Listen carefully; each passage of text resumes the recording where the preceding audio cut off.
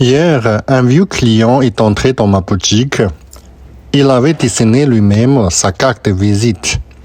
Rien de compliqué, des outils de peinture, quelques outils de jardinage, son nom au centre, un numéro de téléphone en bas, sur un fond blanc. Il n'a pas choisi de papier luxueux, juste le carton le moins cher. Et pourtant, en payant, il souriait comme quelqu'un qui venait de confier au monde un petit morceau de sa vie. Je l'ai regardé partir et j'ai pensé, nous passons notre temps à laisser des traces modestes, pas pour être remarqués, mais pour ne pas disparaître tout à fait.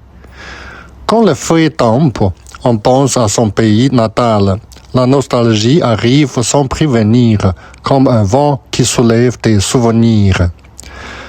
Quand le froid devient trop fort, on ne cherche pas seulement un manteau, on cherche un endroit en soi où se tenir debout. Dans la maladie, il y a parfois une étrange vitalité.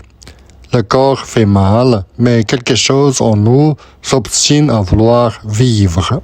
Et le jour de la Saint-Valentin, on avance à petits pas.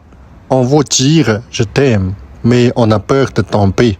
Comme si l'amour, lui aussi, pouvait nous faire perdre l'équilibre.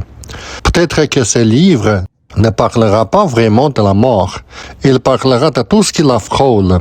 Nos gestes timides, nos tentatives de vivre un peu mieux, nos façons discrètes de rester vivants.